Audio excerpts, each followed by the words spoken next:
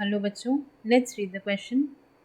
Assertion says potential energy is changed into kinetic energy during anabolism और उसका reason क्या दे रहे हैं कि anabolism forms complex substances from simple ones. तो देखिए यहाँ पे की कॉन्सेप्ट क्या हो जाएगा मेटाबॉलिज्म, क्योंकि ये दोनों ही मेटाबॉलिज्म के ही टाइप्स हैं. तो की कॉन्सेप्ट क्या है? मेटाबॉलिज्म. मेटाबॉलिज्म हम क्या कह सकते हैं कि सेट ऑफ रिएक्शंस जिनमें कुछ सब्सटेंसेस बनते रहते हैं या ब्रेक डाउन होते रहते हैं, जिससे कि जो बॉडी की अलग अलग जो फिजियोलॉजिकल एक्टिविटीज़ हैं वो चलती रहें. तो metabolism is basically of two types. First is आपका catabolism and second one is anabolism. तो देखिए कैटाबॉलिज्म और एनाबॉलिज्म आप डिफरेंस कैसे याद रखेंगे? इसे आप हिंदी की सोनोरोसिटी से याद रख सकते हैं. कैटाबॉलिज्म माने कटना. कैटा जो वर्ड है ये हिंदी के कटना या काटे जाने से सिमिलर साउंड कर रहा है, तो आप याद रखिएगा कैटाबॉलिज्म वो एक्टिविटी है जहाँ पे बड़े molecules, large molecules break down in small ones, in smaller ones.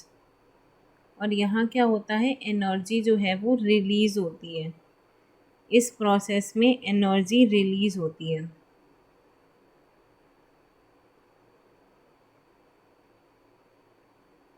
और ये जो आपका एनाबॉलिज्म है, एना जो वर्ड है वो हिंदी में बनने से सोनोरस लग रहा है. एना बना, यानी कि यहाँ पे क्या होता है, छोटे छोटे मॉलिक्यूल्स जो हैं वो कंबाइन करते हैं, इनको एनर्जी दी जाती है. एनाबॉलिज्म में क्या होता है, ये ऐसे सेट ऑफ मेटाबॉलिक रिएक्शंस या पाथवेज हैं जहाँ पर छोटे छोटे यूनिट्स से बड़े बड़े मॉलिक्यूल्स बनते हैं जिसमें एनर्जी रिक्वायर्ड होती है. तो स्मॉल यूनिट्स या small units combine to form larger molecules. ये आपका यहाँ पे बेसिक डिफरेंस हो गया दोनों के बीच में. और यहाँ पे क्या होता है, एनर्जी रिक्वायर्ड होती है.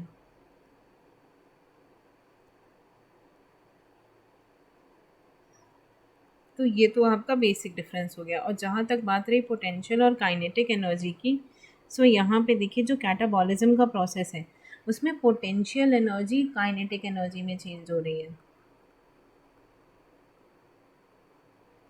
Potential energy change into kinetic.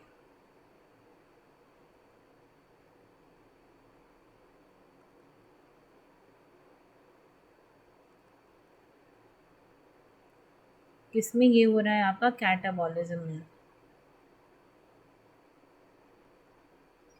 तो ये कैटाबॉलिज्म का पॉइंट है, क्योंकि देखिए यहाँ पर एनर्जी रिलीज़ हो रही है. तो यानी किसी लार्जर एटम का जो पोटेंशियल है, हम एक तरीके से ऐसे समझ सकते हैं कि उसका जो पोटेंशियल है वो क्या हो रहा है, खर्च हो रहा है स्मॉलर मॉलिक्यूल्स को बनाने में. तो यहाँ पे पोटेंशियल एनर्जी काइनेटिक में चेंज होती है. और जो एनाबॉलिज्म होता है, एनाबॉलिज्म में क्या रहता है कि यहाँ पर काइनेटिक एनर्जी जो है वो पोटेंशियल एनर्जी में चेंज हो रही है. Kinetic energy change into potential energy.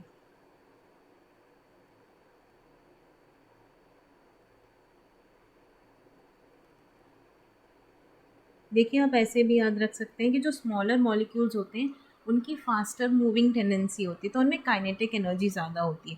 लेकिन जो लार्ज मॉलिक्यूल्स होते हैं उनमें एनर्जी का अमाउंट ज़्यादा होता है, तो उनमें पोटेंशियल एनर्जी ज़्यादा होती है. तो जब ये काइनेटिक एनर्जी पोटेंशियल एनर्जी में चेंज होगी एनाबॉलिज्म में, और पोटेंशियल एनर्जी जब लार्ज मॉलिक्यूल्स चेंज हो रहे हैं स्मॉलर वंस में, तो पोटेंशियल चेंज हो रही है काइनेटिक में. ऐसे आप याद रख सकते हैं. और ये दोनों ही जो हैं ये अलग अलग वाइटल एक्टिविटीज़ में ह्यूमंस के काम आती हैं। जो आपका कैटाबॉलिज्म है ये डिफरेंट एक्टिविटीज़ में काम आता है, used in different activities, living activities।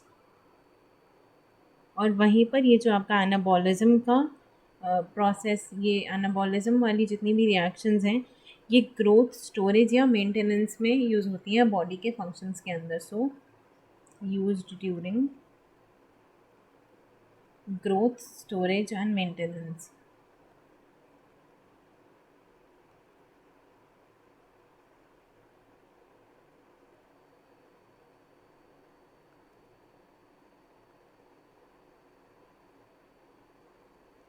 सो ये आपका बेसिक डिफरेंस हो गया। अब हम चलते हैं अपने ऑप्शंस की तरफ। तो इसमें पहला क्या है कि पोटेंशियल एनर्जी चेंज होती है काइनेटिक एनर्जी में एनाबॉलिज्म के दौरान। तो अभी हमने पढ़ा कि एनाबॉलिज्म में क्या होता है, छोटे यूनिट्स कंबाइन करते हैं बड़ा यूनिट बनाने के लिए, यानी कि जो काइनेटिक एनर्जी है वो चेंज होती है पोटेंशियल एनर्जी में। सो यहाँ पे आपका असर्शन गलत हो जाएगा।